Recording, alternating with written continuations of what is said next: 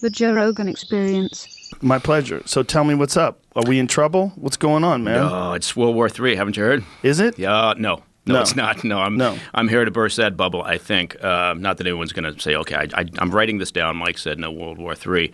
But it was amazing how fast I'll put that closer there. It was amazing how fast the narrative came out. Yeah. Right? I mean, we'd barely smoked Sulaimani, and suddenly the current president's going to get us into this conflict.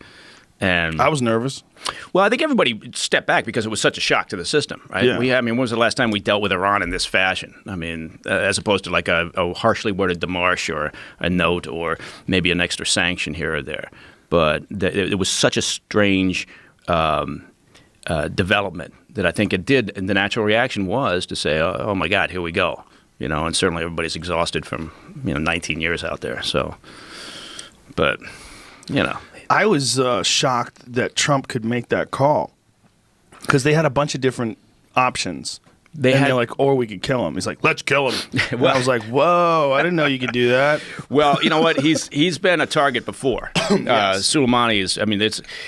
I guess I should first say where I stand on all this, which is I'm not mourning his passing. Right? I mean, I think he deserved it. I think it's justice that should have been served up some time ago. He's responsible, not just for, as people have talked about, the hundreds of U.S. servicemen, but thousands and thousands of people. This guy was a completely bloodthirsty douchebag. I mean, there's no way about it. And we're talking about the second most, structure-wise, the second most important person within the Iranian regime, next to the Ayatollah.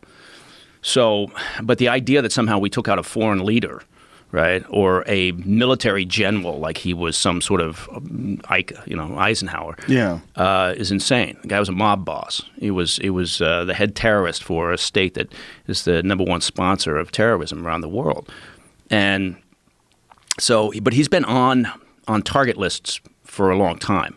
You go back to, I think, 2008. There was an operation to take out a guy named Mughniya, who himself was also a bloodthirsty psychopath, and he was running Hezbollah operations. So the Israelis had been tracking him, as had we. And at one point they had an opportunity to take out Mughniya and also Soleimani. And they backed off at the time, essentially because the U.S. wouldn't, get behind the idea that we're going to take out Soleimani. That was, at that point, that was a step too far. So they eventually we got Mughniya. But Soleimani is just, I don't even know where to start with the amount of blood that he's responsible for. People talk about, again, okay, he authorized operations and activities in Iraq against U.S. soldiers and against Iraqi soldiers and Iraqi civilians. But it goes back to the beginning of that. I mean, you could go back to 2003.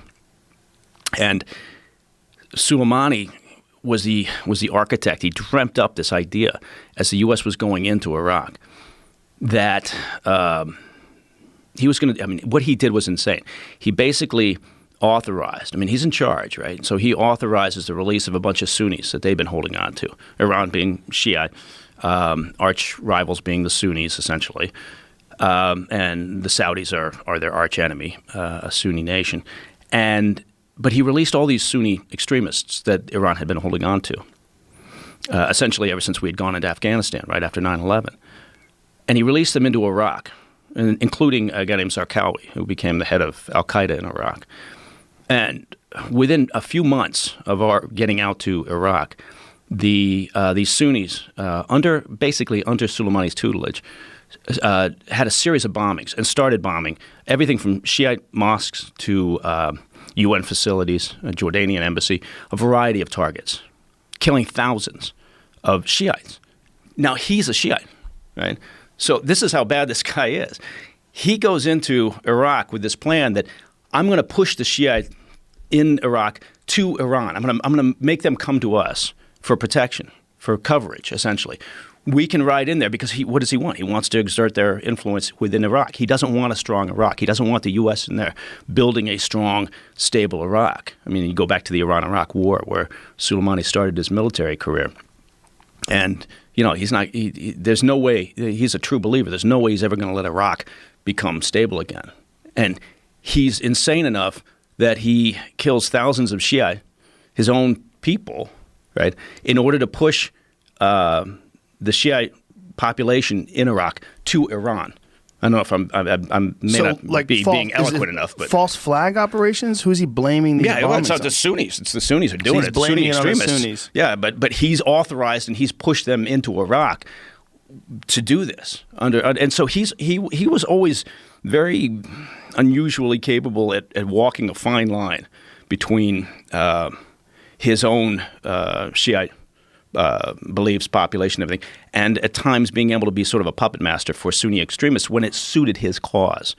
And it's fascinating stuff. And whether it was dealing with Hezbollah or the Palestinian Islamic Jihad or whomever, he again, I keep going back to the same thing. He deserved what he got, no doubt in my mind. And I'm just surprised it didn't happen sooner. Maybe not from us, but from others. They just back in October, the Iranians, claimed that they foiled an assassination attempt against Soleimani by Israel and some unnamed Arab agents. So it's not as if we just plucked his name out. He'd spent 2 decades, engaged in death and mayhem. Now, the take on him dying has not been like the take on Baghdadi. And Baghdadi, one of the most disturbing things that I saw was the Washington Post called him an austere religious scholar. Did you see that? Yeah. When that guy died, they called him an austere religious scholar. And people that I talked to that understand who he was and what was going on there were fucking fuming. They were like, what is this? Who the fuck wrote this? Right. Like, you're talking about a goddamn terrorist, a real legitimate murderous terrorist, and you're calling